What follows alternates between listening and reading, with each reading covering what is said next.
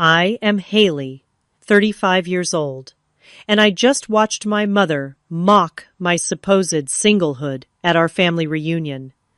What she did not know was that I had been happily married for 3 years. The secret wedding band hung heavy on the chain beneath my blouse as her words cut through the air. After years of criticism, I finally decided this was the moment to reveal my hidden life. The family photo crashed to the floor as the truth spilled out.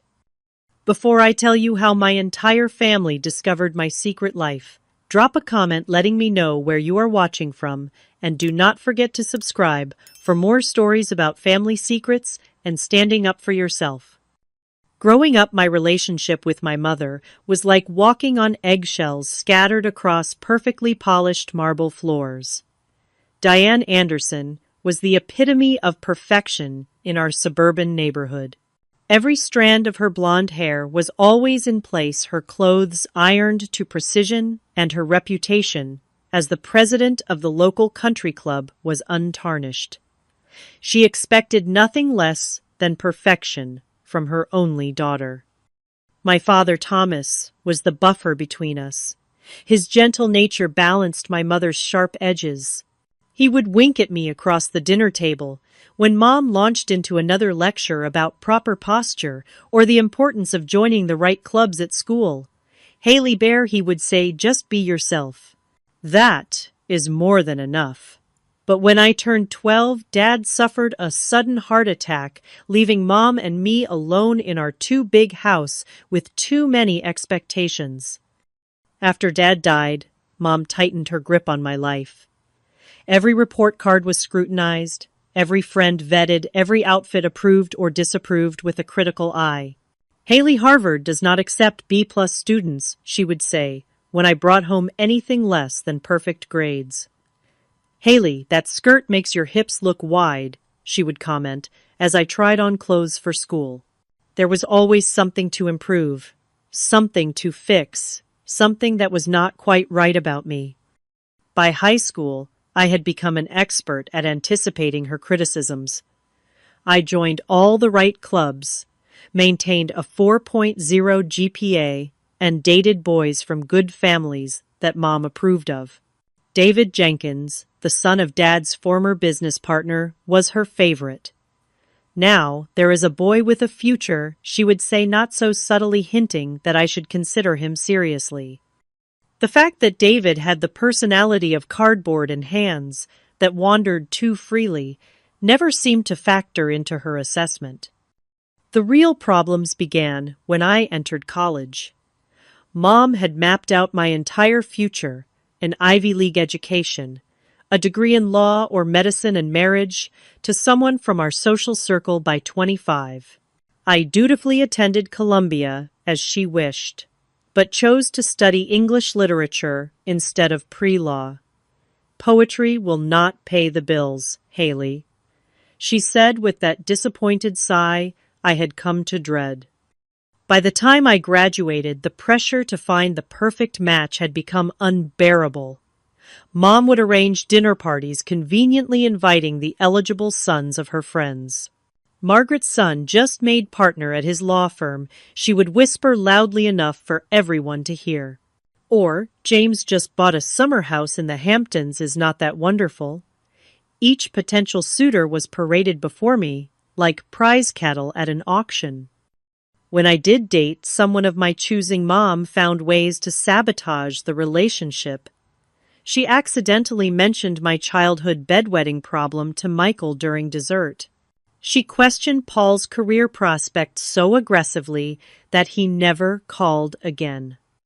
And when I brought home Tony, a brilliant art historian I met in graduate school, she simply looked him up and down and said, "I suppose some women do not mind being the breadwinner," effectively ending that relationship before it had a chance to begin. The comparisons to other daughters were constant and cutting. "Did you know Stephanie is engaged to a surgeon?"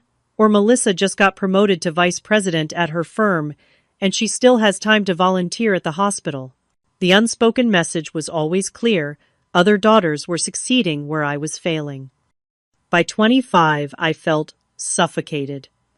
The constant pressure, the disapproval, the feeling that I could never quite measure up to her standards had worn me down. So when a job opportunity came up in Seattle, 2,000 miles away from our Connecticut home, I jumped at the chance. Mom was furious. "Running away will not find you a husband, Haley," she said as I packed my things. "You will end up alone if you keep making these reckless decisions." I moved anyway, telling myself it was just for a year or two, just to gain some independence and perspective. The truth was, despite everything, I still longed for her approval. Every accomplishment, every small success in my new life, I measured against the question, would this finally be enough to make Mom proud? But as the distance between us grew physical as well as emotional, I began to breathe more freely to discover who I was, beyond the confines of her expectations.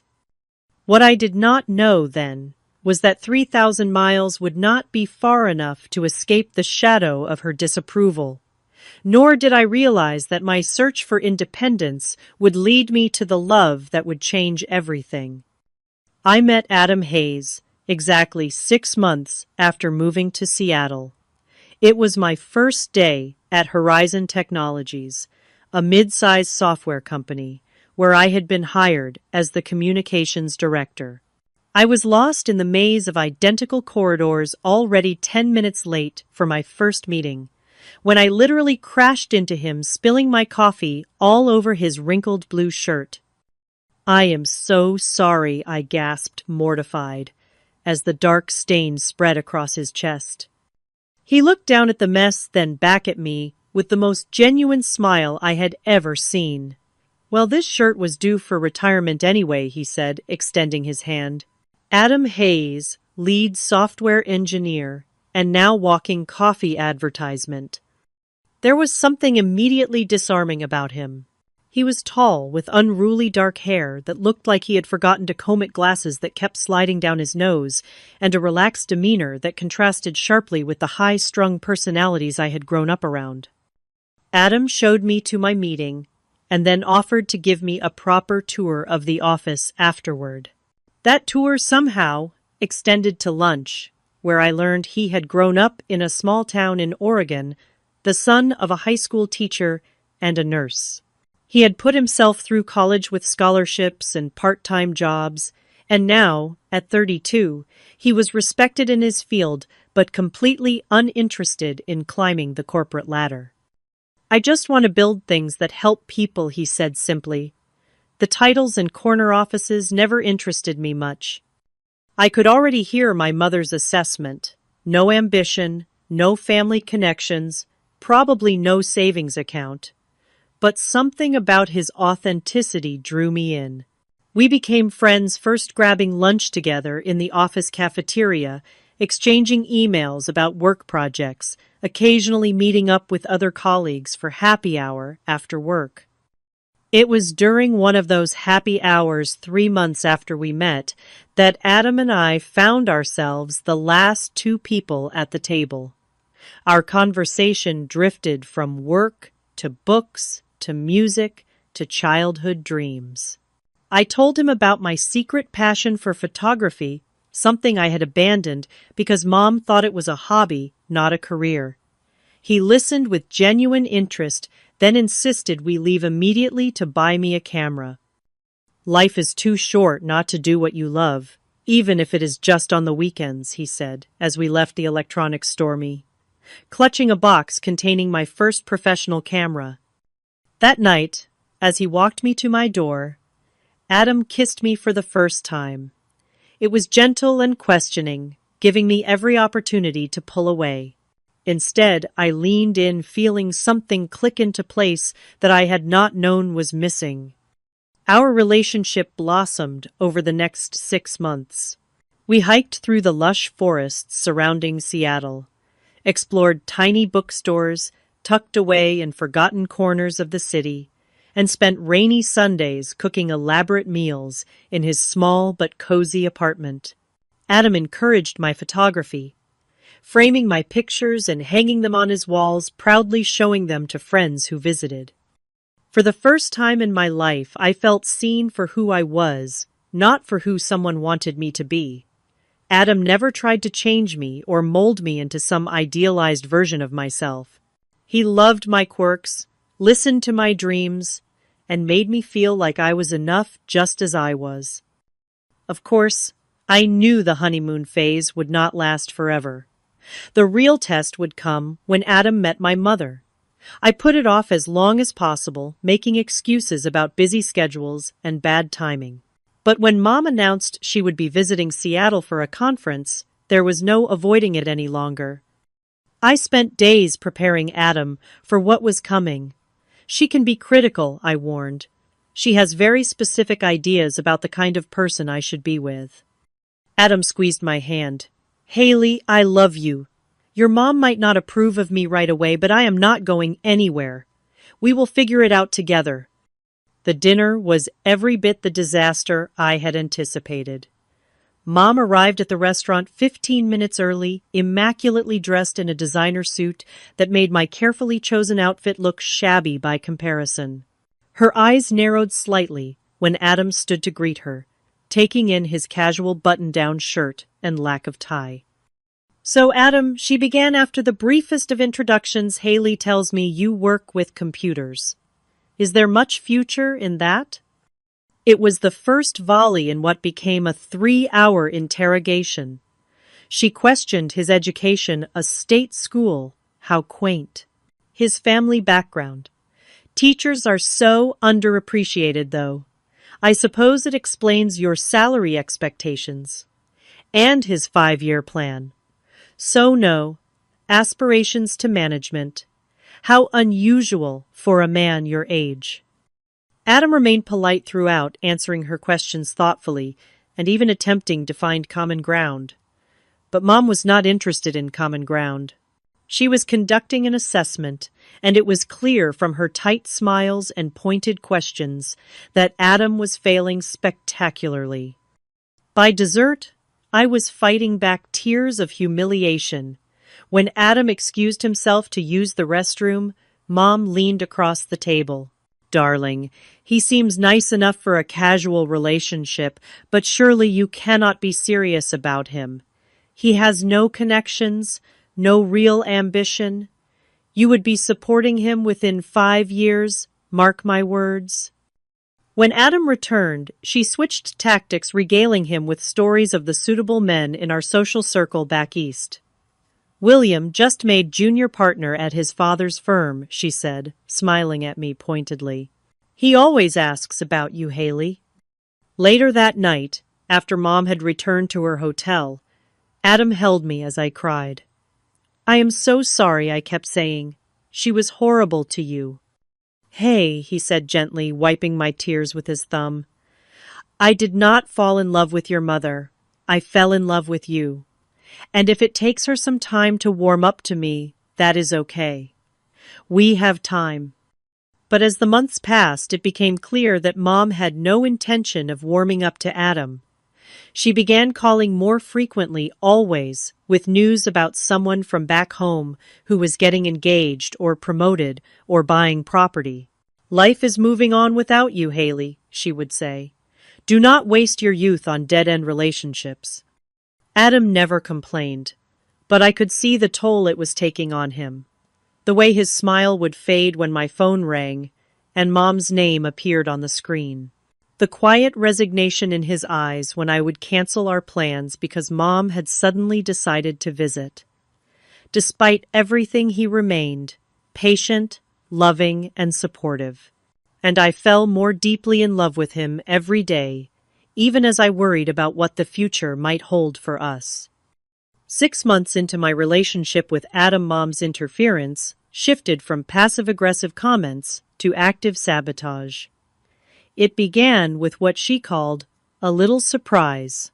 She had arranged for James Whitmore, the son of her bridge partner, and a recently divorced investment banker to accidentally be in Seattle during her next visit.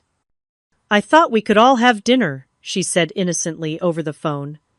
James is staying at the Four Seasons for a conference, and he remembered how you two hit it off at the Millers' Christmas party years ago. I had no recollection of ever meeting James Whitmore, but that did not stop Mom from orchestrating an awkward dinner where she practically pushed me into his lap while Adam watched in stunned silence. James, to his credit, seemed as uncomfortable as I was, especially when Mom began listing my accomplishments as if reading from a resume. Haley graduated cum laude from Columbia, she told James, completely ignoring Adam's presence. She could have gone to law school, but she decided to explore her options first. Such a shame.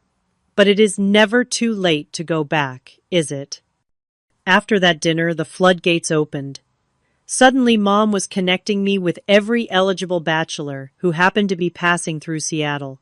There was Michael the neurosurgeon attending a medical conference, Christopher the hedge fund manager expanding his West Coast operations, and Tyler, the recently relocated attorney whose mother just happened to be Mom's former roommate at Vassar. The phone calls became more frequent and more pointed. "Haley, darling, I am just concerned about your future," she would say. "You are approaching 30. Do you really want to waste these crucial years on someone who will never fit into our world?" "Adam is my world now, Mom," I would counter, only to be met with a heavy sigh. "You always were stubborn, just like your father. Look how that turned out for him, working himself to death in a job that never appreciated him." That comment, bringing my father into it, broke something inside me. "Do not talk about Dad that way," I said, my voice shaking. "He was happy. He loved his work and his life. Not everything is about status and connections." "Clearly Adam has been filling your head with this bohemian nonsense," she replied coldly. "Your father could have been so much more if he had listened to me. I will not stand by and watch you make the same mistakes." The tension reached a breaking point during the annual family reunion at my Aunt Patricia's lake house. Mom had insisted I come alone, claiming it was family only, but I knew it was because she did not want to introduce Adam to the extended family. Against my better judgment, I agreed, not wanting to cause a scene. I should have known she had ulterior motives. She had invited Bradley Wilson, the recently divorced son of her college friend, who was apparently looking for a nice girl to settle down with. Bradley was handsome in a generic way, with perfectly coiffed hair and a country club tan. He was also arrogant, condescending, and could not stop talking about his Porsche. During dinner, Mom clinked her glass to get everyone's attention. "I have a little announcement," she said, smiling broadly. "Bradley has just been made partner at Wilson & Associates, and he has generously offered to give Haley some career advice. Isn't that wonderful?" Before I could respond, she added, "Who knows? Maybe he can convince her to move back east where she belongs." The entire table turned to look at me, expectant smiles on their faces. I felt trapped, cornered like an animal. "Actually," I said, trying to keep my voice steady, "I am very happy with my job in Seattle, and I am in a serious relationship." Mom's smile froze. Haley is being modest. "This little marketing job is just a stepping stone, isn't it, darling? And as for this boy, she is seeing well. Summer flings are so nice, but winter is coming." The table erupted in laughter, while my face burned with humiliation. Later, as Bradley cornered me on the porch with thinly veiled propositions disguised as career opportunities, I texted Adam, "I cannot do this anymore. Can you come get me?" 3 hours later, Adam's modest Honda pulled into the circular driveway of my aunt's lakeside mansion. The look on Mom's face when I introduced him to everyone and announced we were leaving together was a mixture of shock, anger, and embarrassment. "You are making a scene, Haley?" she hissed as I gathered my things.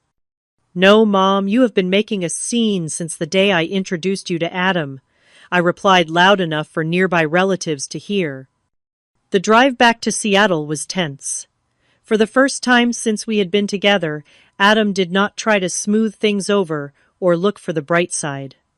"I cannot keep doing this, Haley," he said finally, his knuckles white on the steering wheel. "I love you, but your mother is never going to accept me, and I cannot spend the rest of our lives being treated like I am not good enough." "Are you breaking up with me?" I asked, my heart pounding. He sighed deeply. "No. I am asking you to make a choice. Either we find a way to set boundaries with your mother, or this relationship is not going to survive." The next few weeks were some of the hardest of my life. I tried explaining to Mom that her behavior was damaging my relationship, but she dismissed my concerns. "If your relationship cannot withstand a mother's natural concern, then it is not strong enough to begin with," she said. Meanwhile, tensions with Adam continued to grow. We began arguing about small things, the pressure from my family casting a shadow over our once easy relationship.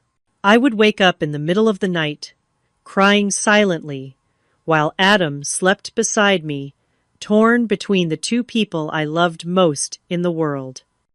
The breaking point came when Mom showed up unannounced at my apartment one Sunday morning.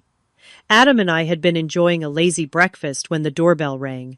There stood Mom, designer suitcase in hand, announcing she had decided to spend some quality time with me. For the next week, she dominated every conversation, criticized everything from my apartment decor to my job performance, and made it impossible for Adam and me to have any private time. When Adam suggested we all go to dinner to clear the air, Mom declined, claiming she had a headache, only to call an hour later asking me to come home because she was feeling lonely. After Mom finally left Adam, and I had the biggest fight of our relationship, "She is never going to stop, Haley," he said, pacing our small living room. "She will keep interfering until she gets what she wants, which is us breaking up." "What am I supposed to do?" I cried. "She is my mother." "And I want to be your husband," he shouted back then, stopped abruptly, looking as surprised by the words as I was. In the stunned silence that followed, we both realized we had reached a crossroads. Something had to change, or we would lose each other. Neither of us knew then just how dramatic that change would be, or how it would alter the course of both our lives forever. 2 months after our fight, Adam and I took a weekend trip to the San Juan Islands. The tension with my mother had created a strain between us that we were both eager to escape, if only for a few days.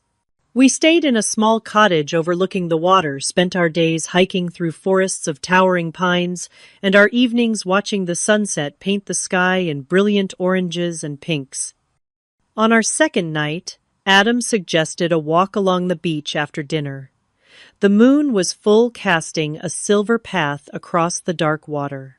We walked hand in hand, the only sound the gentle lapping of waves against the shore and the distant cry of seagulls. "Do you remember the first time we went to the coast?" Adam asked, stopping to pick up a smooth stone and skip it across the water. I smiled at the memory. "You tried to impress me with your surfing skills and ended up with a bloody nose." He laughed. "Not my finest moment. But you took care of me, and that is when I knew." "Knew what?" "That you were the one I wanted to spend my life taking care of and being taken care of by." Before I could respond, Adam was down on one knee, pulling a small velvet box from his pocket. Inside was a ring with a modest diamond surrounded by tiny sapphires that matched the color of the sea behind him. "Haley Anderson, I have loved you since the moment you spilled coffee all over my favorite shirt. I love your kind heart, your quiet strength, your determination to see the good in people even when they make it difficult." He took a deep breath. "I know things have been hard with your family, but I promise to stand by you through whatever comes next. Will you marry me?" Tears filled my eyes as I nodded, unable to speak. When he slipped the ring onto my finger, it felt right in a way few things in my life ever had. We spent the rest of the evening making plans, dreaming about our future together, deliberately avoiding the elephant in the room, how my mother would react. Reality crashed back in the moment. We returned to Seattle.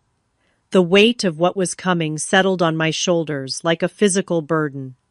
I knew I had to tell my mother about the engagement, and I knew it would not go well. After 3 days of putting it off, I finally called her on a Wednesday evening.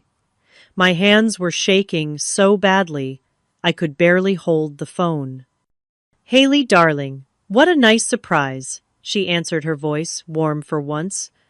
"I was just thinking about you.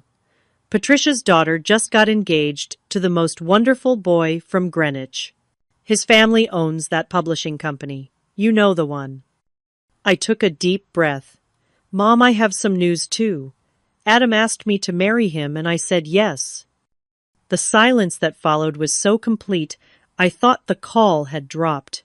Then came her voice, cold and controlled. "I see. And when did this happen?" "Last weekend. We went to the San Juan Islands and—" "Have you set a date?" she interrupted. "Not yet. We were thinking maybe next spring or—" "So there is still time to reconsider," she cut in again. "Darling, engagements break all the time. No one would think less of you."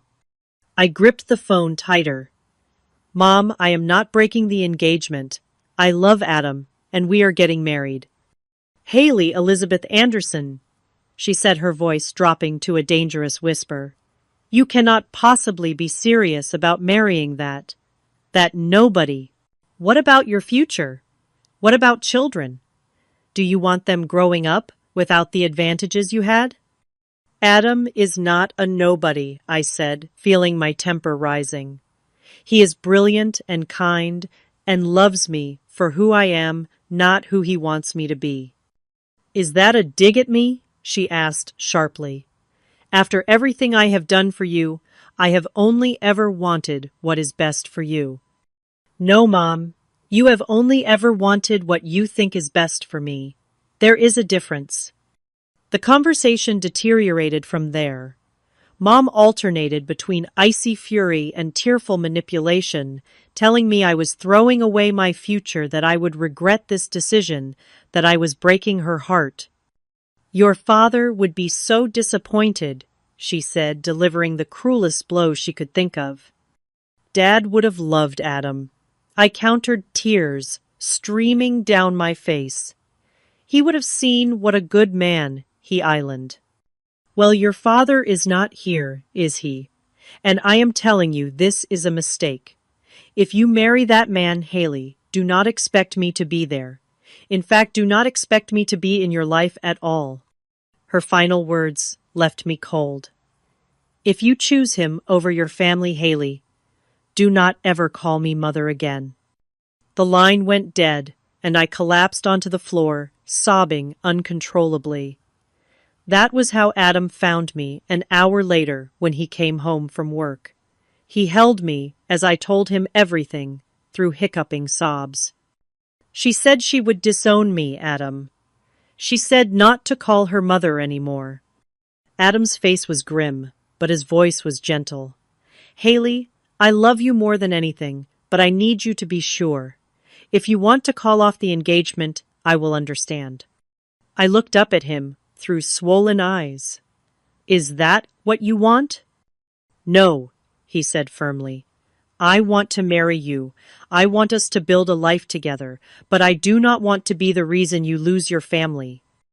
I thought about my mother's ultimatum, about her constant criticism and manipulation, about the way she had never accepted the choices I made for myself. Then I thought about Adam, who had loved and supported me unconditionally, who had never tried to change me or mold me into someone I was not. "You are not the reason," I said finally. "She Island, I am not calling off the engagement, Adam. I want to marry you. But what?" I took a deep breath, the kernel of an idea forming. "But I do not think I can face a big wedding with her, not there, or worse with her, there making everyone miserable." What would you think about eloping just us somewhere beautiful, without all the drama? Adam studied my face carefully. Are you sure that is what you want, not just to avoid your mother, but really what you want for our wedding? I nodded, feeling a strange sense of relief wash over me. Yes, just us making promises to each other. That is all that matters to me. 2 weeks later, we were married in a small ceremony on the same beach where Adam had proposed. His parents were there, along with his sister and her husband, and my two closest friends from Seattle. It was simple, intimate, and perfect in every way, except for the hollow space where my family should have been. As we exchanged vows with the sound of waves crashing behind us, I made another silent promise to myself. I would not let my mother's absence taint this day or our future together. I was choosing happiness, choosing love, choosing Adam. It was the hardest decision I had ever made, but standing there looking into the eyes of the man who loved me completely, I knew it was the right one. What I did not know then was that this decision would set in motion a chain of events that would force me to live a double life for the next 3 years. A life of secrets and omissions that would eventually collide in the most dramatic way possible. Our honeymoon was a week in a small coastal town in Oregon, not far from where Adam grew up. We stayed in a charming bed, and breakfast spent our days exploring tide pools and hiking coastal trails, and our evenings planning our future together. For that one perfect week, I did not think about my mother or the family I had left behind. It was just Adam and me starting our life together. Reality returned when we got back to Seattle. My mother had called twice during our honeymoon, leaving messages as if nothing had happened. "Haley, darling, call me back when you get a chance. Janet Williams is hosting a charity gala next month, and I thought you might want to fly back for it. Her son Stephen just finished his residency at Mass General."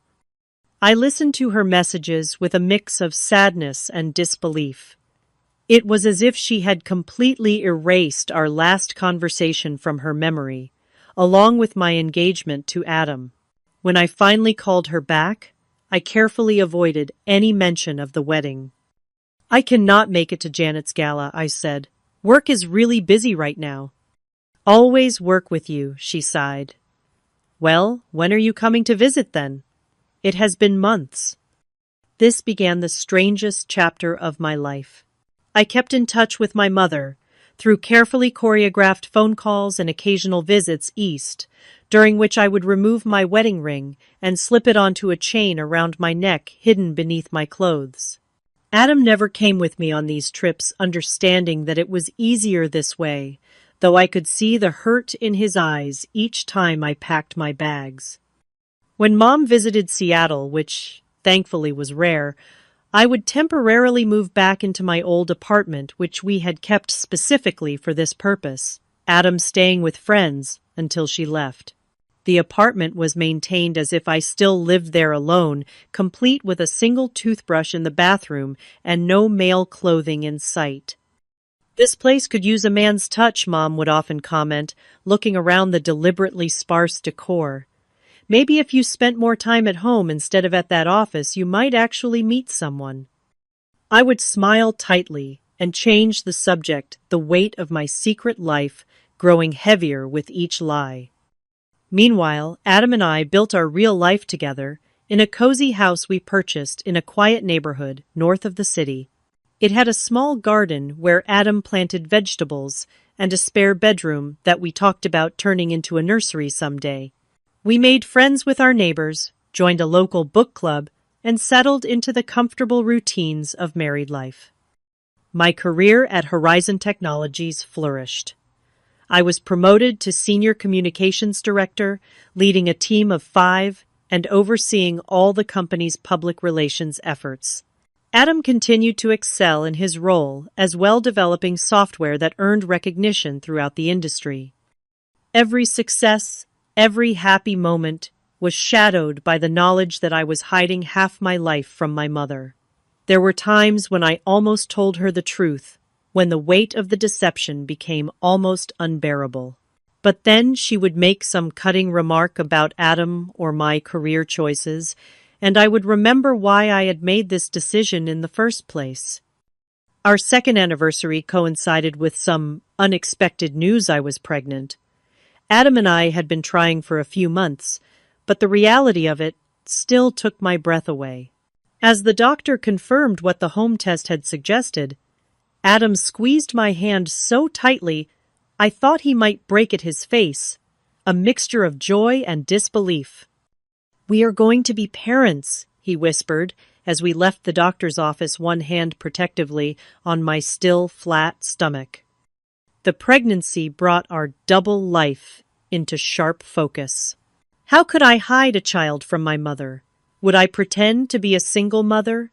Would I continue the elaborate charade now with a baby involved? The questions swirled in my mind as my body changed and our baby grew. We found out we were having a girl during the 20-week ultrasound. Adam cried when the technician pointed to the screen and said, "Congratulations, it is a girl." That night, as we lay in bed discussing names, the reality of what I was doing hit me with full force. "My mother does not even know she is going to be a grandmother," I said, tears filling my eyes. "What kind of person does that make me?" Adam held me close.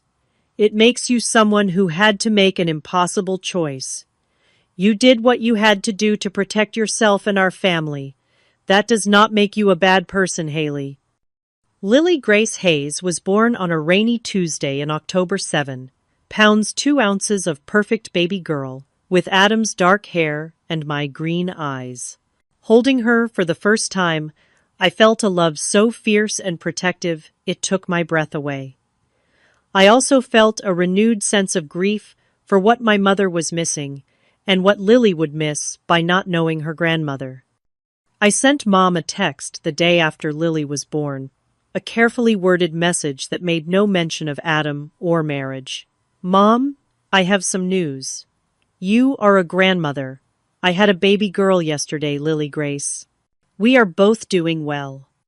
Her response came hours later, a flurry of shocked questions and barely concealed judgment. "A baby? Haley, what are you talking about? Whose baby?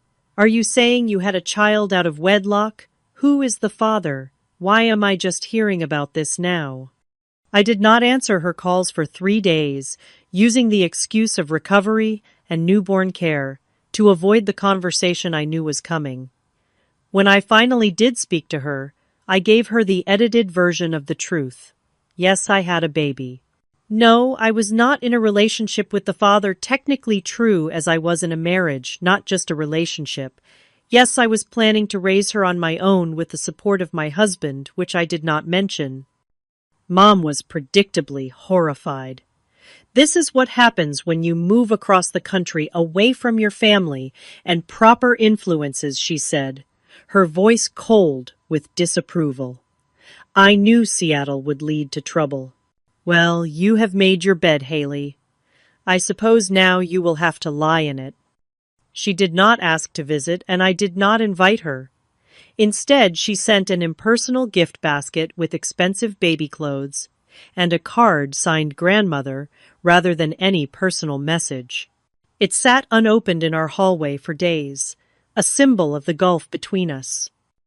As Lily grew from newborn to infant to toddler, the weight of our secret life became increasingly difficult to bear.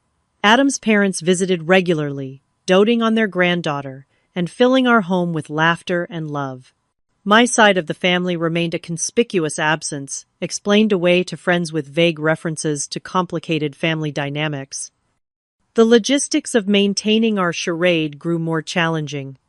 When Mom did occasionally visit Seattle, the temporary moves back to my old apartment now included packing up not just my things, but all evidence of Lily as well. I would tell Mom that Lily was staying with a friend for a few days, or that she was with her father for visitation. The lies piled upon lies, creating a precarious tower that I knew could not stand forever. Each deception required another to support it until I could barely keep track of what I had told to whom. The strain began to show in my relationship with Adam, in the dark circles under my eyes, in the way I would sometimes find myself staring at Lily and wondering if I was teaching her that it was okay to hide who you really are. By the time Lily turned 2, I was exhausted by the double life. Adam and I had begun discussing whether it was time to tell my mother the truth, to stop living in the shadows, regardless of the consequences. But every time I worked up the courage, something would happen to remind me why I had made this choice in the first place. A cutting remark from Mom about single motherhood. A pointed question about when I was going to get my life together and find a proper father for Lily. As Lily's 3rd birthday approached, and my 35th birthday loomed on the horizon, the annual family reunion invitation arrived in my email. This year, it would be held at my mother's house, a command performance that I knew I could not avoid without raising suspicions. Little did I know that this reunion would be the catalyst that would finally bring my 2 worlds crashing together, forcing me to confront the truth I had been hiding for 3 long years. I arrived at my mother's Connecticut home on a Friday afternoon in June, alone as always. Lily and Adam had remained in Seattle, a separation that felt more painful than ever. Mom greeted me at the door with air kisses and a critical once-over. "Darling, you look tired," she said, ushering me into the foyer. "Is that child keeping you up at night still?" At 3, she really should be sleeping through. "Lily sleeps fine, Mom," I replied, setting down my suitcase. "It has just been busy at work." The house was immaculate, as always, every surface gleaming fresh flowers arranged just so in crystal vases. Family photos lined the hallway, carefully curated snapshots of a life that existed only in my mother's mind. There I was, in my graduation cap and gown, standing between Mom and Dad, his arm around my shoulders, his smile proud and genuine. There was Mom at some charity event, elegant in black tie attire. Conspicuously absent were any photos of Lily, my own daughter, relegated to a secret that did not fit the narrative of our perfect family. The reunion officially began that evening with dinner for the immediate family, the extended relatives set to arrive the following day. Aunt Patricia was there with her husband Robert, my cousins Jessica and Matthew with their spouses, and my Uncle James, my father's younger brother, who had flown in from Chicago. Dinner was a formal affair, served in the dining room I had always found intimidating as a child. Mom had prepared her famous beef Wellington, a dish she reserved for special occasions, and the conversation flowed along with the expensive wine Robert had brought. "So Haley," Aunt Patricia began, as we moved to dessert. "How is life as a single mother? It must be so difficult managing everything on your own." I felt my cheeks flush. "It is challenging sometimes, but we are doing well." And the father, Uncle James, asked, always direct, "Is he in the picture at all?" Before I could answer, Mom cut in smoothly. "Haley prefers not to discuss that situation, James. Some decisions once made are best left in the past." The way she said it, with that slight edge to her voice, made it clear what she thought of my situation. I gripped my fork tightly, fighting the urge to tell them all the truth then and there. The evening progressed with more subtle digs and probing questions disguised as concern. By the time I retreated to my old bedroom, I was emotionally exhausted. I called Adam, speaking in hushed tones, even though my door was closed. "I do not know if I can do this for another 2 days, I confessed, curled up on my childhood bed. Mom keeps making these comments, and everyone looks at me like I am some cautionary tale. "Then tell them," Adam said simply.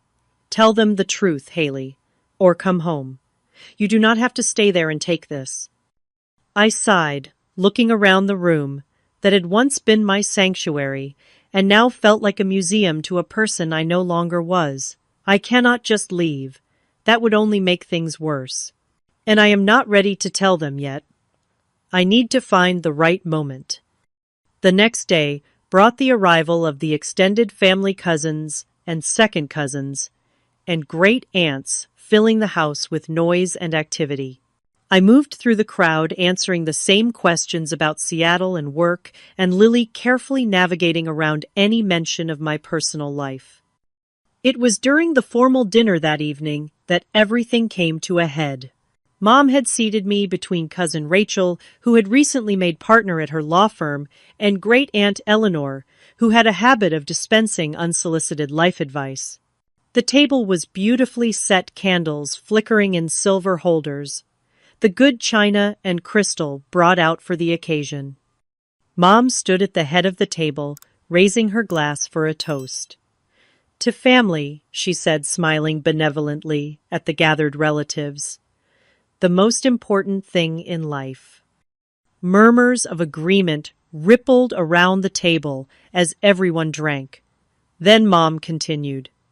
"And to new beginnings. Jessica and Matthew are expecting their first child in December, making me a great aunt at last."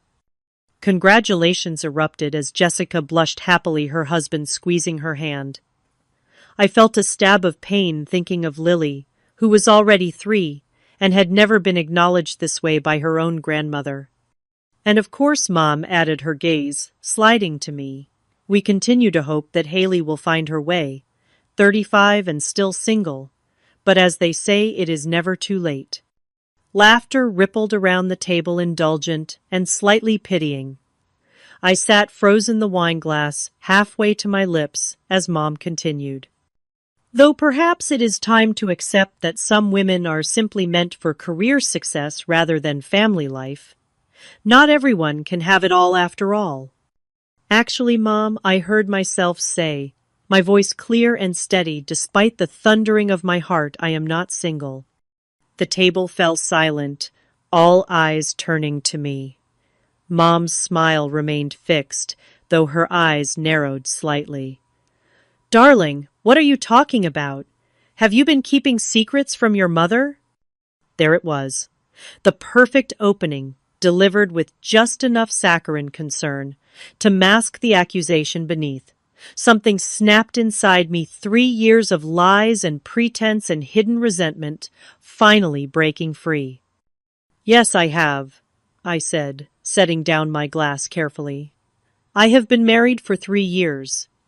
The silence that followed was absolute. Mom's smile froze her face, a mask of confusion and disbelief.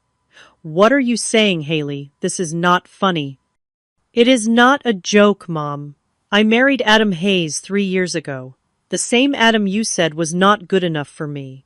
The same Adam who is Lily's father and my husband." Around the table, relatives exchanged shocked glances. Aunt Patricia's hand flew to her mouth. Uncle James let out a low whistle. "That is not possible," Mom said, her voice rising slightly. "You would have told me. You would not have kept something like that from your own mother." I laughed, a sound without humor. "Wouldn't I? You told me if I married him, I should never call you mother again. You gave me an ultimatum, and I made my choice." I never said that, she protested, looking around the table for support. "Haley is exaggerating. We had a disagreement about her boyfriend, that is all." "Husband," I corrected. "And you did say it. You said if I chose him over my family, not to call you mother anymore. So I did what you asked. I never told you I got married. I never told you Adam is Lily's father. I never told you about our house or our life together, or any of it." Mom's hand trembled as she reached for the small clutch beside her plate. She opened it, removing a silver-framed photo. She always carried a family portrait taken at my college graduation. "This is our family," she said, holding it up like evidence in a trial. "Just us." "That was 10 years ago, Mom. This is our family now." I pulled out my phone, opening to a recent photo of Adam, Lily, and me at the park, our faces close together, smiling in the sunlight. I held it out to her. Mom stared at it for a long moment. Then suddenly the frame slipped from her fingers, crashing to the table and sending shards of glass across the pristine white tablecloth. "You lied to me," she whispered, her face pale. "For 3 years, you lied to my face." Yes, I admitted I did. Because you gave me no choice. You made me choose between the man I love and my mother, and it broke my heart, but I chose Adam, and it was the right choice. He loves me for who I am, not for who he wants me to be. Mom pushed back from the table abruptly, her chair scraping loudly against the hardwood floor. "I think you should leave," she said, her voice shaking with anger or hurt, or both. "If this is how little our family means to you, that you would deceive us this way, then perhaps you do not belong here after all." I stood slowly looking around at the shocked faces of my relatives. "I am sorry you had to find out this way," I said to them. "I never wanted to lie to any of you, but Mom made it impossible for me to tell the truth." As I turned to leave, Uncle James spoke up. "Diane, this is ridiculous. She is your daughter. Are you really going to throw her out for getting married?" "Stay out of this," James' mom snapped. "You have no idea what she has done." "What she has done is create a family," Aunt Patricia said quietly. "Is that really so unforgivable?" Mom did not answer, her back rigid as she stared out the dining room window. I gathered my purse and walked to the door, pausing for a moment. "For what it is worth, Mom, I never wanted it to be this way. I always hoped someday you would accept Adam, accept us. I guess I was wrong." I walked out of the dining room with as much dignity as I could muster, though my legs felt weak and my hands were shaking. As I climbed the stairs to pack my things, I heard the murmur of voices rise behind me, arguments breaking out among the family members. In my room, I quickly threw my belongings into my suitcase, tears blurring my vision. I called Adam, who answered on the first ring. "Haley, what is wrong?" I told them, I said, my voice breaking. I told everyone about us, about our marriage. Mom kicked me out. "Are you okay? Where are you going to go?" "I will get a hotel for tonight and fly home tomorrow," I said, zipping the suitcase closed. "I am so sorry, Haley," he said softly. "I wish I was there with you." "Me too," I whispered. As I carried my suitcase down the stairs, I found Uncle James waiting in the foyer. "I will drive you to a hotel," he said, taking the bag from me. "This is not right what Diane is doing." "Thank you," I managed, grateful for the small kindness. As we walked to the door, Mom appeared from the dining room. Her face was composed now, but her eyes were red. "So, you are really leaving?" she said. Not quite a question. "You asked me to," I replied simply. She nodded, once a sharp, jerky movement. "You have made your choice clear, Haley. Again." "No, Mom. You made the choice for both of us 3 years ago. I just lived with the consequences." I walked out the door without looking back, though I could feel her eyes on me as Uncle James loaded my suitcase into his car. As we pulled away from the house, I caught a glimpse of her in the doorway, a small, rigid figure, framed by light, watching her daughter leave for what might be the last time. In the car, Uncle James glanced at me. "Your father would have liked Adam, you know. He never cared about all that status nonsense your mother is obsessed with." I nodded, unable to speak past the lump in my throat. We drove in silence to the hotel, where Adam had already booked me a room. Before I got out of the car, Uncle James squeezed my hand. "Give her time, Haley. She is stubborn, but she loves you. Eventually she will realize what she is losing." I did not believe him then, too raw from the confrontation to imagine any path to reconciliation. As I checked into the hotel alone, my family celebrating without me just miles away. I felt both a profound sense of loss and surprisingly relief. The secret was out. The double life was over.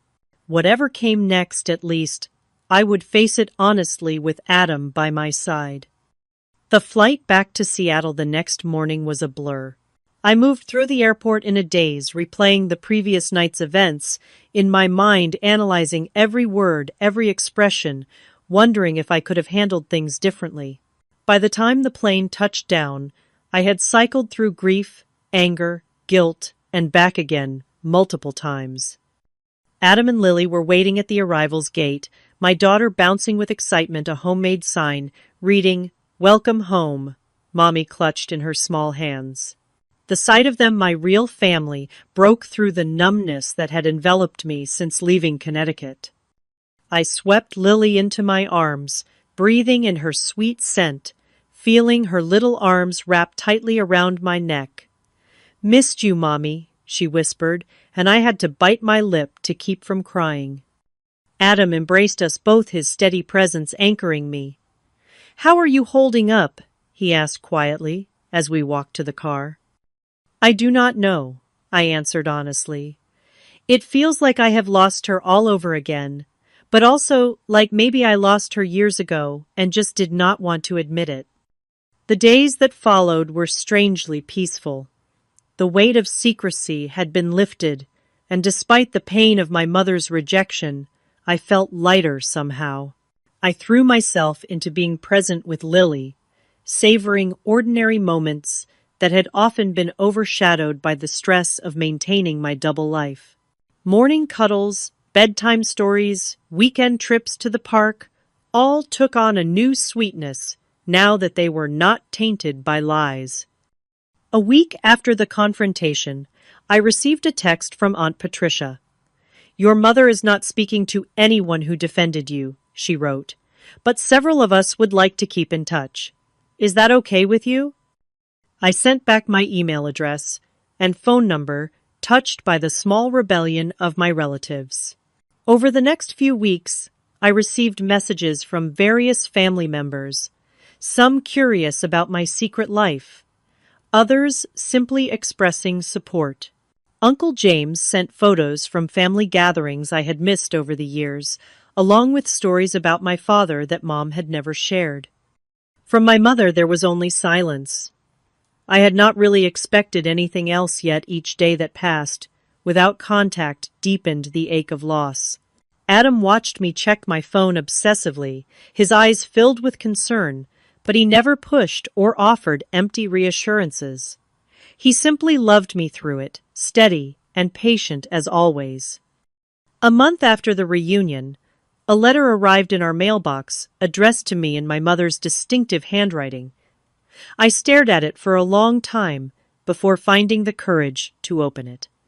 "Haley," it began, no dear or other affectionate greeting. "I have been thinking about what happened at the reunion. While I cannot condone the deception you practiced for 3 years, I recognize that my own actions may have contributed to your decision. Your father always said I was too rigid, too concerned with appearances. Perhaps he was right." The letter continued for several pages, alternating between justified anger at my lies and reluctant acknowledgement of her role in creating the situation. It was not exactly an apology, but it was more self-reflection than I had ever seen from her. "I do not know where we go from here," she concluded, "but I find I am not ready to lose my only child or to continue missing out on my granddaughter's life. If you are willing, perhaps we could speak on the phone sometime." I cried as I read the letter, then read it again, with Adam analyzing every word for hidden meanings or manipulations. In the end, we decided together that it represented a genuine, if imperfect, olive branch. I called her the following Sunday. The conversation was stilted and awkward, both of us carefully avoiding anything that might trigger another confrontation. We talked about the weather, about her garden, about Lily's preschool. It was superficial, but it was a start. Those Sunday calls became a weekly ritual. Gradually, the conversations grew longer and more substantial. She asked questions about Adam tentative at first, then with increasing interest.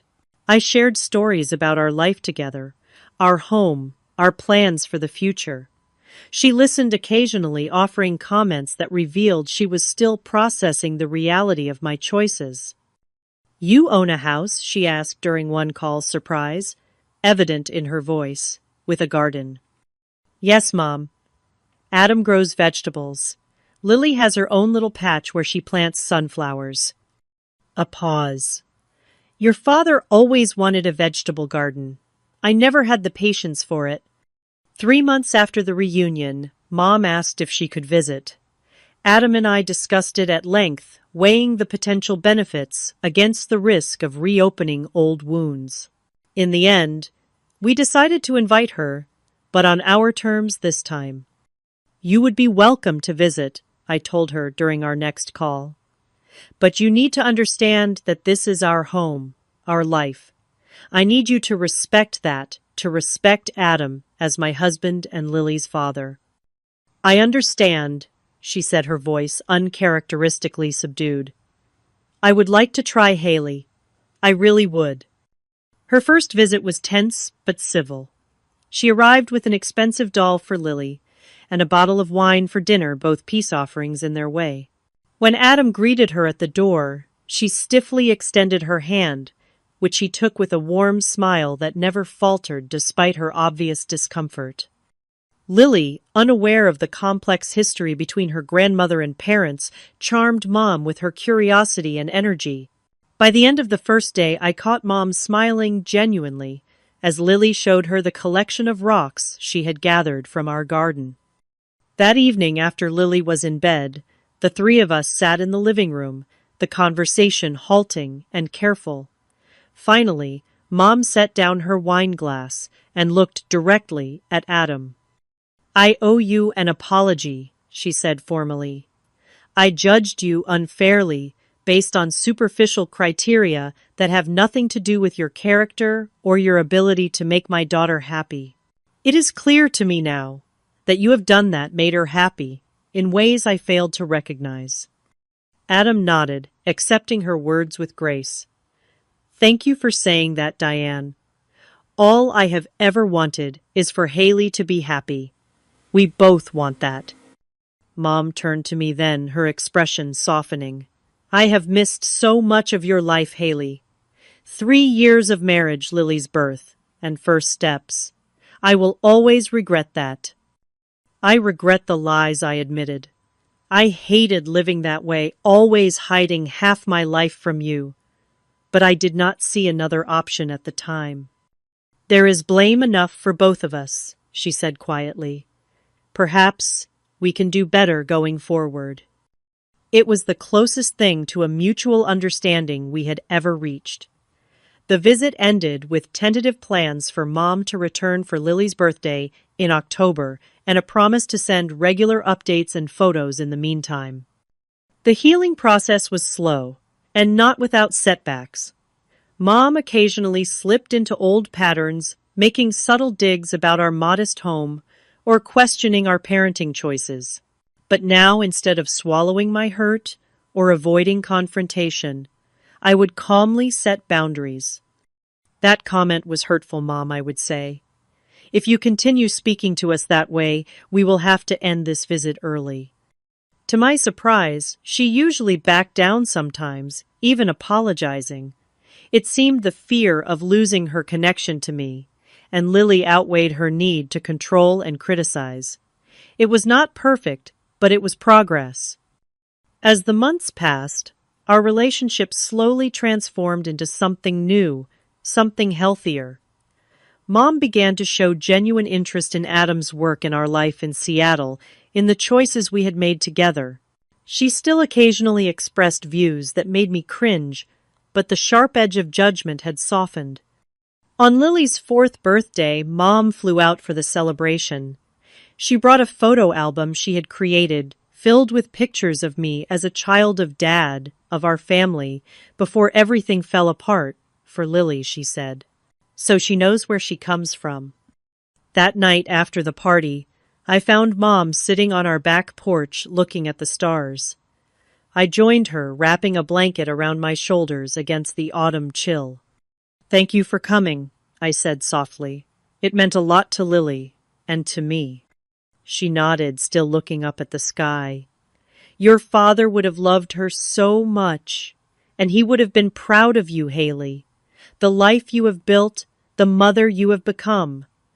I have not said that enough." We sat in companionable silence for a while, the most peaceful moment we had shared in years. Finally, she spoke again. "I was wrong, you know. About Adam, about what makes a good life, about so many things. I was trying to protect you from disappointment, from struggle. Your father and I, we had our challenges. I wanted something easier for you." "Life is not easy, Mom," I said gently. "But having people who love you for who you really are makes the hard parts bearable. That is what Adam gives me. What Dad gave you, I think." She reached over and squeezed my hand, a rare physical gesture from a woman who had always maintained a certain distance. "Yes," she said simply, "he did." The journey of healing with my mother continues to this day. We still have moments of tension, old wounds that occasionally reopen. But we have found a way forward based on honesty, respect, and the mutual recognition that family connections are too precious to sacrifice for pride or control. Through this difficult journey, I have learned invaluable lessons. I have learned that true love accepts you as you are without conditions or expectations. I have learned that sometimes the hardest choices, the ones that hurt the most in the moment, lead to the greatest growth. I have learned that honesty, even when painful, is ultimately less destructive than deception. Most importantly, I have learned to define family not by blood or obligation, but by love and choice. Adam and Lily are my first family, the one I chose and created. My mother is learning to be part of that family on new terms, ones that respect our autonomy and dignity. As I watch Lily playing with her grandmother in our garden, Adam's arm around my waist, I feel a sense of peace that once seemed impossible. The road here was longer and more painful than I ever imagined it would be.